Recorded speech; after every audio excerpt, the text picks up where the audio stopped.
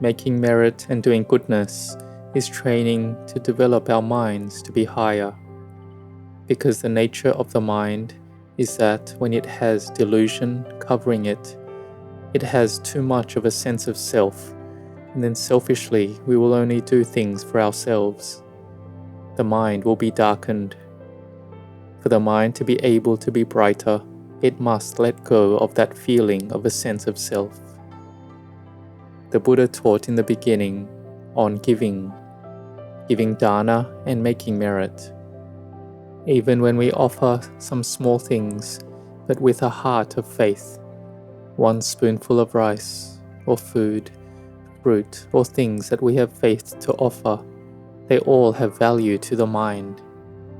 Even King Asoka, when he was a child, he gathered a pile of dirt to offer to a Pacceka Buddha, and he got some good results from that, being able to vastly expand his empire from the Barami, the spiritual goodness he had made. And Dana Barami is to promote us to see and know the Dhamma. The Buddha would even give a sermon on giving dana to someone with a lot of Barami, and many who are arahants.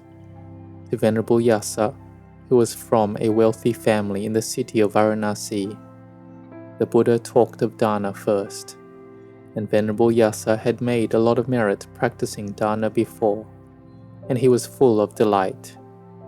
When he listened in regards to giving and offerings, his mind was uplifted out from his agitation and confusion, and his mind was gladdened. We Buddhists have excellent thoughtfulness in giving, and we may think that giving dana isn't much, but it isn't something that arises easily. How does it arise? Firstly, our minds are imbued with faith, and we have the time and opportunity to give. Because sometimes we have the opportunity, but we have nothing to offer. At other times we have things to offer, but no opportunity to give. But when we have the readiness to give, and we do it, then we have feelings of fullness of heart arising. Like one lay male disciple in the Buddha's time, who, when there was a venerable monk walking alms, he didn't have anything to give. On the day he had things to give, but he didn't meet that monk. But one day he met the monk and gave dana, and the good results from that arose. For us to be able to have faith arise, we need to listen and learn Dhamma, the teachings of the Buddha, that have come from the suttas and that have been given by the Sangha. And so gathered together, we need to have the Venerable Sangha, the great teachers who carry on the teachings. We have Venerable Ajahn Chah, Venerable Ajahn Mun, or the Venerable senior monks in various countries who continue on building goodness, leading Dhamma practice, and giving teachings to the faithful people.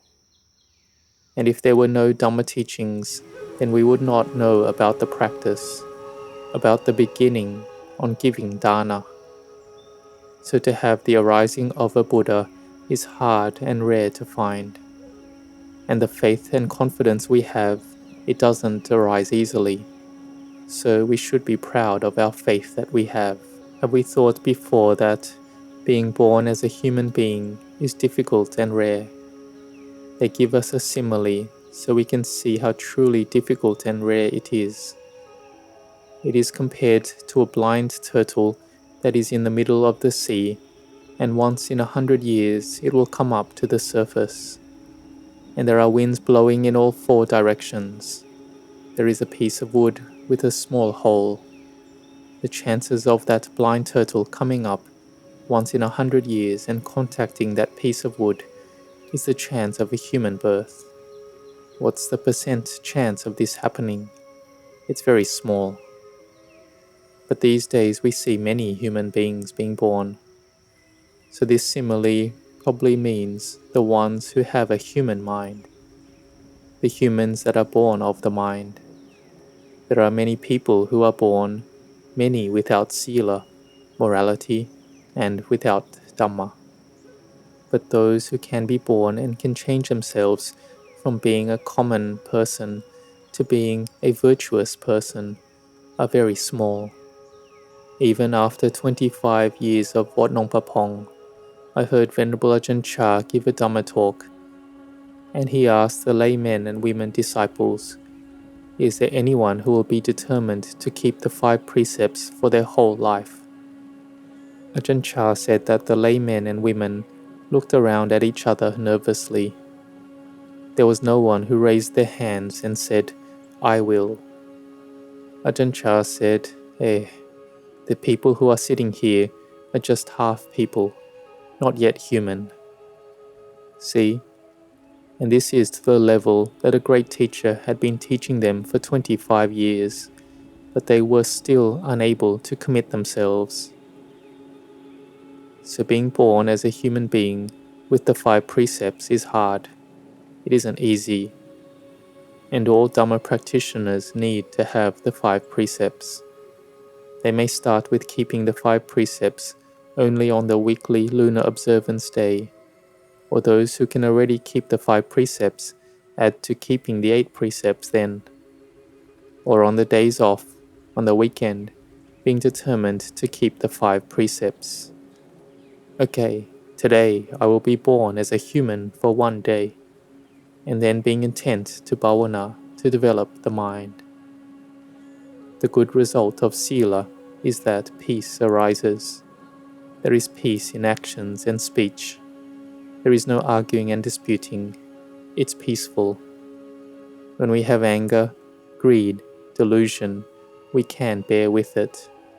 One is training in forbearance, not acting following our moods, not following our thoughts.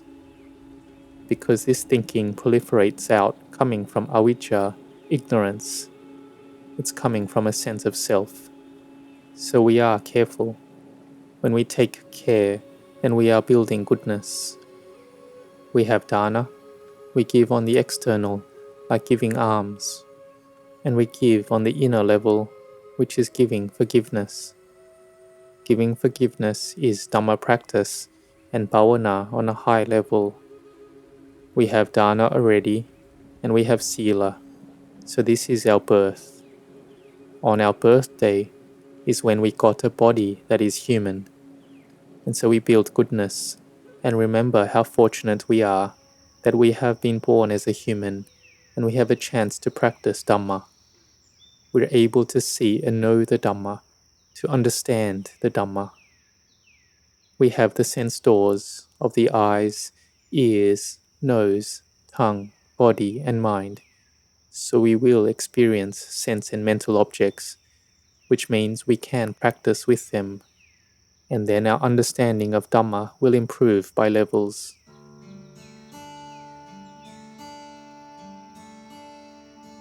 In brief, the 84 Dhamma teachings are about the 5 khandhas, the aggregates of form, feeling, perception, mental formations, consciousness.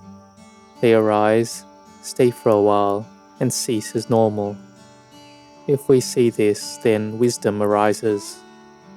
For wisdom to arise, we need to train the mind in dana, sila, and bhavana. Or we keep the holy life, and we see the drawbacks of the mental distractions. There is a lot of lost time in sensual enjoyment and pleasures. We lose time from our own bodies. So we reduce our actions in this. We reduce our food from 4 or 5 meals to 3 meals to 2 meals. We eat less, and some take only 1 meal and just a little bit of evening drink or a bit of fruit, and they can get by. This gives us time to practice. Because when we eat, our mind may be all stirred up and we're not peaceful.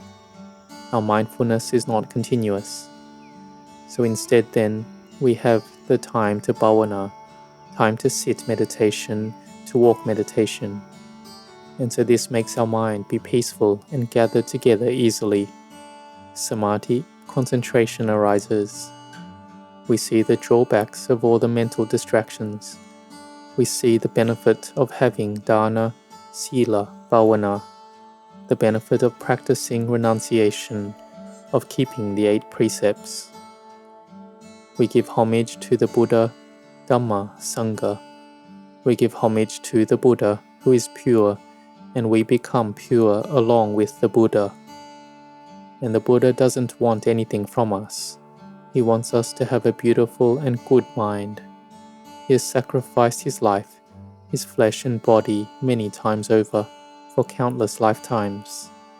Out of his boundless and supreme compassion, he wants us to have a good mind, for living beings to have a good mind. So compassion like this is hard to find. Who could be equal to the Buddha? So after we have recollected the Buddha's virtues, then we practice meditation and train the mind to be peaceful, following the methods and ways that we have practiced before. We can contemplate for the mind to have samadhi, to have emptiness, so that our mind is empty from any mental objects, from attachments and clinging. And this, we say, is a little bit of nibbana. There is coolness in the heart arising. This is the result of the practice.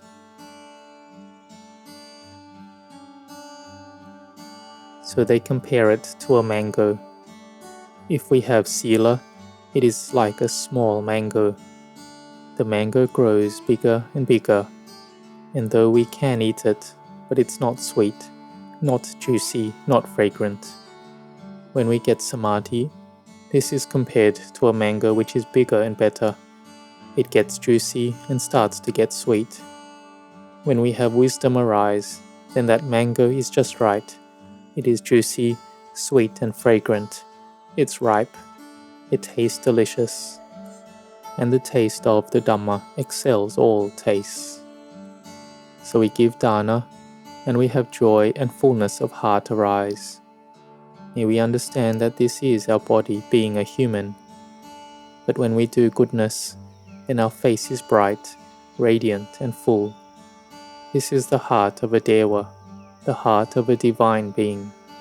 It is the heart of a person who has hiri, wise shame, and ottappa, a fear in the results of wrongdoing. Sometimes we want to see a Dewa, but the Dewa is our hearts. We have hiri, wise shame, and ottappa, fear in the results of wrongdoing, and this is a Dewa already. There is fullness of heart, joy and bliss in giving, in building goodness, in building merit, in building skillful actions. So we develop from being a human like this to a Dewa. They say one who has built Barami dies from a human and becomes a Dewa, and then from a Dewa they become a human, until their Barami is full. So we make our Samadhi firmly established, and we start to see clearly into the teachings. We get to the core of the teachings of the Buddha, of form as simply being form. We contemplate the bodily form, that it is just simply form. It gathers together, combines, and then decays. But our mind is deluded that it is our self, that it's ours. So we take this form to build goodness until we can get to the core of the Dhamma and can see the Dhamma. And here we will see the true self. So may we set our hearts on this. Today is the 4th day of the Dhamma practice retreat. May you gain peace of mind. May you have mindfulness and wisdom. May you grow in blessings.